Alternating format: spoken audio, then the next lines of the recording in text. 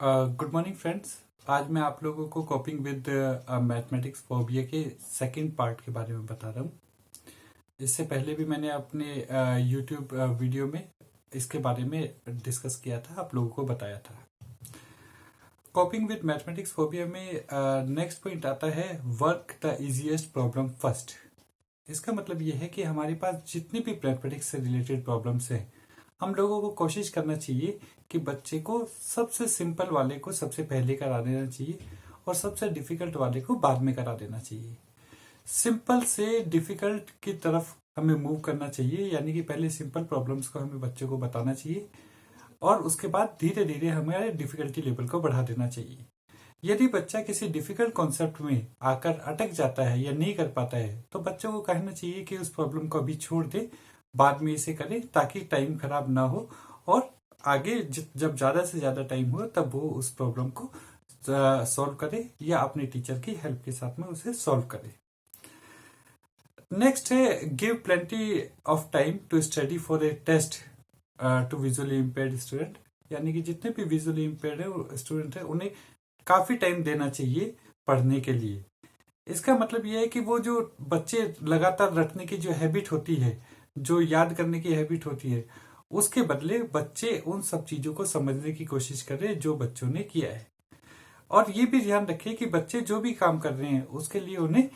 काफी समय मिले, वो अपना प्रैक्टिस करें, ताकि वो उन डिफिकल्ट कॉन्सेप्ट को समझने में टाइम ले सके जिन डिफिकल्ट कॉन्सेप्ट को समझने में उन्हें समस्या का सामना करना पड़ रहा है।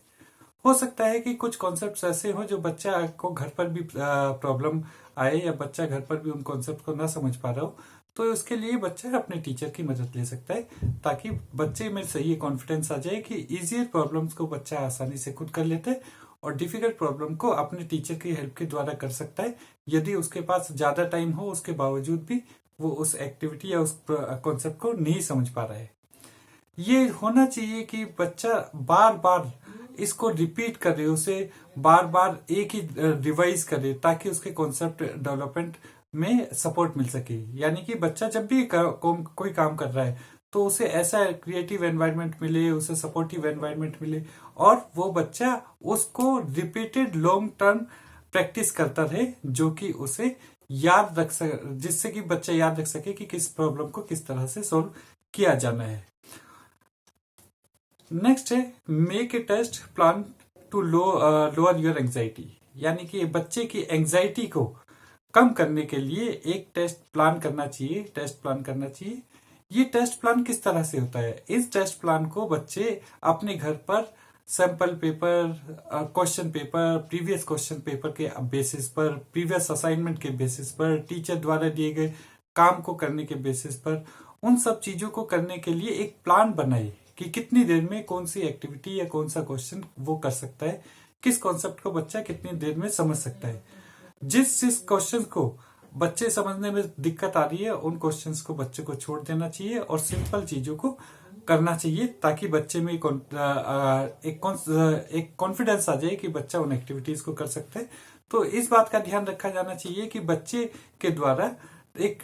प्लान बना के चलना चाहिए कि किस एक्टिविटी के लिए किस तरह के कितना टाइम दिया जाना चाहिए। और ये प्लान वो अपने टीचर के साथ भी शेयर कर सकता है, ताकि इन केस अगर बच्चे को टीचर को लगता है कि बच्चा इस प्लान को सही से एग्जीक्यूट नहीं कर पाएगा या उसे कम या ज्यादा समय देना पड़ेगा, तो वो उसके साथ कॉपरेशन कर उस टाइम को फिक्स कर सकता है। इस बात का ध्यान रखना चाहिए कि जब ये टेस्ट होता है तो इसका मतलब कभी ये नहीं होता कि वो आपकी कैपेबिलिटी को मेजर कर रहे हैं, बल्कि आपकी प्रेजेंस ऑफ माइंड को मेजर कर रहे हैं। कभी कभी ऐसा होता है कि बच्चे किसी एक्टिविटी को करते हुए जल्दबाजी में, घबराहट में गलत कर जाते हैं। तो इसका मतलब ये नहीं है कि वो उस बच्चे को वो कॉन्सेप्ट नहीं आता है, मगर उसका प्रेजेंस ऑफ माइंड क्या है, किस तरह से उन सब चीजों को ध्यान रखा जाता है। Use your limited time wisely. जब भी उनके पास जो लिमिटेड टाइम होता है, जो टेस्ट के लिए वो प्लान करते हैं, जो प्लान करते हैं अपने क्वेश्चन पेपर को करने के लिए, अपनी एक्टिविटी असाइनमेंट को करने के लिए, उसमें हमेशा वो अपने जो टाइम है उसकी लिमिटेशन को ध्यान में रखते हुए उस ध्यान रखना चाहिए। और कभी भी ना तो बहुत सुस्ती से काम करे और ना ही बहुत जल्दी से, क्योंकि ये रहता है कि अगर बच्चा जल्दबाजी में काम करता है तो भी उसकी गलती होने के चांसेस होते हैं, क्वेश्चन के गलत होने के चांसेस होते हैं, कॉन्सेप्ट गलत हो सकते हैं उसके। और अगर वो धीरे धीरे करेगा तो भी टाइम लिमिटेशन की वजह से संभावना ये रहती है कि बच्चे की असाइनमेंट पूरा ना हो सके। Ask for the extra time, ये प्रोविजन है विजुअली इम्पेयर्ड बच्चे के लिए कि विजुअली इम्पेयर्ड बच्चे को एज पर लेजिस्लेशन और एक्ट के हिसाब से 20 मिनट्स पर आवर के हिसाब से एक्स्ट्रा टाइम दिया जाता है। तो बच्चा उस टाइम के लिए टीचर से डिमांड कर सकता है, उससे रिक्वेस्ट कर सकता है कि उसे एक्स्ट्रा टाइम दिया जाए एग्जामिनेशन के अंदर, ताकि उसके पास अधिक टाइम होने के कारण उसके एंजाइटी लेवल कम हो जाए और वो आसानी से उन सब चीजों को समझने लगे जिसमें कि जल्दबाजी में वो चीजों को नहीं समझ पा रहे हैं। नेक्स्ट है इसमें रिवाइज द स्टडी हैबिट। ये बहुत जरूरी होता है कि स्टडी हैबिट बनाई जानी चाहिए। और स्टडी हैबिट किस तरह से होगी, आप बार बार उस टॉपिक को रिवाइज करें, थोरोली रिवाइज करें, ताकि आप उन सब चीजों को समझ सके। एक बार से ज्यादा पढ़ने की कोशिश करें, ताकि बार बार जब आप इसे पढ़ेंगे तो पॉसिबिलिटी है कि कुछ कॉन्सेप्ट जो आपके पहली बार पढ़ने में समझ में नहीं आए वो समझ पाएंगे। कुछ क्वेश्चंस जो आपकी समझ में नहीं आ रहे हैं थोरोली रिवाइज करने के बावजूद भी, उन क्वेश्चंस को आप नोट डाउन कर सकते हैं और अपने क्लास टीचर से बाद में पूछ सकते हैं कि वो क्वेश्चंस किस तरह से किए जाने हैं, जिससे कि बच्चे में मैथमेटिक्स के प्रति फोबिया कम हो जाता है। कोशिश की जानी चाहिए कि रिवीजन के टाइम पर या स्टडी के टाइम पर बच्चे एक ग्रुप में पढ़ें, क्योंकि एक छोटे ग्रुप में पढ़ने का फायदा ये होता है कि 2 या 3 बच्चों के ग्रुप जो कि किसी क्वेश्चन को सॉल्व कर रहा है, यदि एक बच्चे को वो क्वेश्चन सॉल्व नहीं कर पाता है तो उसके जो दूसरे साथी हैं वो भी उसको सॉल्व कर लेते हैं, तो काफी सपोर्ट मिल जाता है student to student pair tutoring के थ्रू। इसका मतलब ये है कि कोशिश करनी चाहिए कि एक छोटे से स्मॉल ग्रुप में बच्चे पढ़े, ताकि उनका सबका कॉन्सेप्ट डेवलपमेंट हो सके। यदि किसी एक बच्चे का कॉन्सेप्ट डेवलपमेंट नहीं हो पाता तो वो अपने दूसरे साथियों की मदद ले सकता है। मैथमेटिक्स फोबिया हटाने के लिए एक सबसे इंपॉर्टेंट चीज होती है use of assistive devices. Visual impairment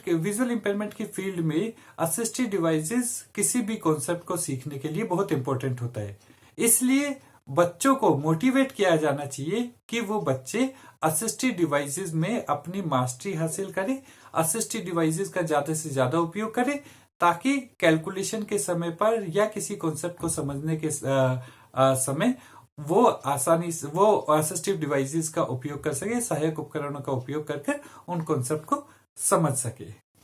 next है reinforce the child sense of intelligence and skill, यानी कि हमें बच्चे की जो इंटेलिजेंस और स्किल है उसको रीइंफोर्स करना है। रीइंफोर्स कैसे होता है, पॉजिटिव रीइंफोर्समेंट से। कभी भी बच्चे की गलतियों को क्रिटिसाइज नहीं करना चाहिए। बच्चे की अगर कोई गलती हो जाती है, बच्चा कोई कॉन्सेप्ट नहीं समझ पाता है, तो टीचर को चाहिए कि वो उसके उन कॉन्सेप्ट के अलावा पॉजिटिव रीइंफोर्समेंट देने के लिए उन कॉन्सेप्ट्स के बारे में भी डिस्कस करे जो बच्चों ने सही किया है, या जो क्वेश्चंस बच्चे सही कर रहे हैं उसको भी वो बच्चों के साथ डिस्कस करे, ताकि बच्चों के बीच में नेगेटिव इंप्रेशन ना हो कि टीचर के द्वारा केवल नेगेटिव एस्पेक्ट्स को ही रिफ्लेक्ट किया जाता है, पॉजिटिव को नहीं किया जाता है। टीचर के द्वारा उसके जो स्किल्स हैं उन स्किल्स को भी जिसमें उसकी मास्टरी है उसके भी पॉजिटिव एस्पेक्ट को रिफ्लेक्ट करना चाहिए, बच्चे को बताना चाहिए, ताकि बच्चे में ये कॉन्फिडेंस डेवलप हो जाए कि अगर उसमें कुछ क्वेश्चंस नहीं आ पा रहे हैं तो कुछ क्वेश्चन वो बच्चा कर भी पा रहा है। इसका मतलब कि आगे मेहनत करने के बाद वो बच्चा उन कॉन्सेप्ट को आसानी से कर लेगा। नेक्स्ट है create a supportive environment for learning mathematics. इस बात का ध्यान रखना चाहिए कि जब हम पॉजिटिव एटीट्यूड के बारे में बात करेंगे टीचर का, या एनवायरनमेंट पॉजिटिव होगा जिसमें पॉजिटिव रीइंफोर्समेंट होगा, इसमें अगर किसी बच्चे का कोई क्वेश्चन गलत हो जाता है या कोई आंसर गलत हो जाता है तो उसमें हम लोग अलग अलग तरह से ऐसे एनवायरनमेंट के द्वारा बच्चों को डीमोटिवेट करने के बदले मोटिवेट करेंगे, बच्चे को सपोर्ट करेंगे। इन केस अगर बच्चा उन कॉन्सेप्ट को क्लासरूम में नहीं समझ पा रहा है तो हम उसे ये सपोर्ट करेंगे कि बच्चे घर जाकर मेहनत करे, बच्चा खुद पढ़े, अपने पेरेंट्स से हेल्प ले। अगर उसके बावजूद भी बच्चा नहीं समझ पाता है तो वो टीचर से दोबारा कांटेक्ट कर सकता है और उस कॉन्सेप्ट को दोबारा सीख सकता है। नेक्स्ट है शेड्यूल स्टडी ब्रेक। जनरली क्या होता है कि बच्चा लगातार, खासतौर से मैथमेटिक्स और साइंस जैसे कॉन्सेप्ट को समझने के लिए बच्चा लगातार पढ़ता है, जिसकी वजह से बच्चे कहीं पर अटक जाता है तो फ्रस्ट्रेशन की भावना पैदा हो जाती है, फ्रस्ट्रेशन की भावना पैदा हो जाती है। तो उस फ्रस्ट्रेशन की भावना को खत्म करने के लिए बच्चों को स्टडी के अंदर ब्रेक दिया जाना चाहिए। अगर बच्चा किसी कॉन्सेप्ट को कर रहा है, किसी असाइनमेंट को कर रहा है, किसी क्वेश्चन को कर रहा है और उस क्वेश्चन को करते समय वो स्टक हो जाता है, तो बच्चे को बोलना चाहिए कि वो उस असाइनमेंट को, उस क्वेश्चन को वहीं पर छोड़ दे, उसके बाद कुछ समय का ब्रेक ले, कुछ रिफ्रेश हो। मे बी पॉसिबल कि वो जो ब्रेक होगा वो बच्चे के को हेल्प करेगा उन कॉन्सेप्ट को सीखने के लिए। उसके बावजूद भी अगर नहीं सीख पाता है तो टीचर मोटिवेट करेगा बच्चे को और टीचर के द्वारा ही उस कॉन्सेप्ट को दोबारा बच्चों को समझाया जाएगा। जब बच्चे, इसका नेक्स्ट पॉइंट इसका आता है, show your child and the positive and alternative use of mathematics. Mathematics को आप केवल ये मत सोचिए कि भी मैथमेटिक्स केवल साइंस और फिजिक्स और केमिस्ट्री, साइंटिफिक टेक्नोलॉजी, इन सब चीजों से रिलेटेड करता है, बल्कि बच्चे को मोटिवेट कीजिए कि साइंस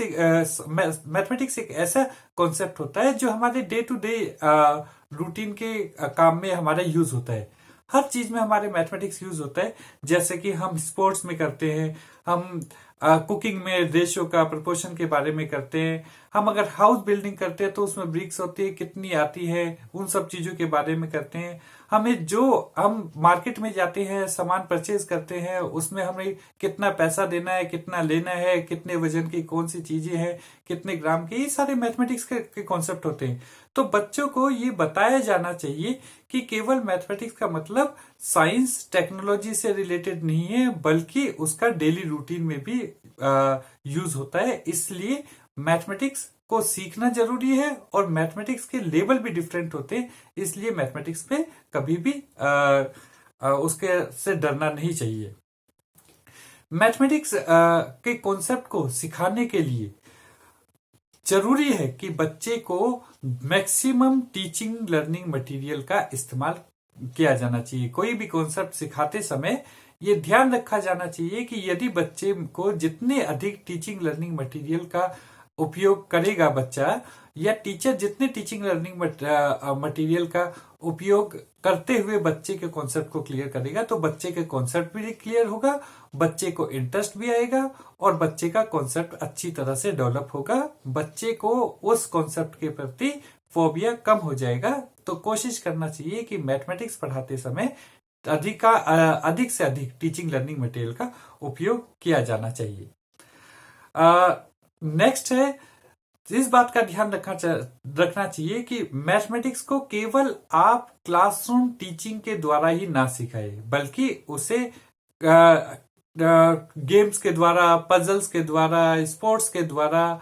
आउटडोर में जाकर इस तरह की एक्टिविटीज या इंटरेस्टिंग एक्टिविटीज क्रिएट करनी चाहिए, ताकि बच्चे के मैथमेटिक्स के कॉन्सेप्ट को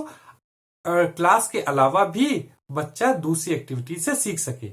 बहुत सारे ऐसे कॉन्सेप्ट्स होते हैं जो कॉन्सेप्ट बच्चा क्लास में नहीं सीख पाता, मगर पजल से, गेम से, इन सब चीजों से बच्चा आसानी से उन कॉन्सेप्ट को सीख लेता है। इसलिए ये किया जाना चाहिए कि जब भी हम मैथमेटिक्स कॉन्सेप्ट बच्चे को बताएं तो कोशिश करें कि हम प्ले एक्टिविटी के द्वारा, पजल्स के द्वारा, गेम्स के द्वारा, स्पोर्ट्स के द्वारा, आउटडोर में जाके बच्चों को उन कॉन्सेप्ट को सिखाएं, ताकि बच्चे को उसमें इंटरेस्ट आए और बच्चे को मैथमेटिक्स से डर ना लगे, उसे मैथमेटिक्स से फोबिया ना हो। Thank you very much.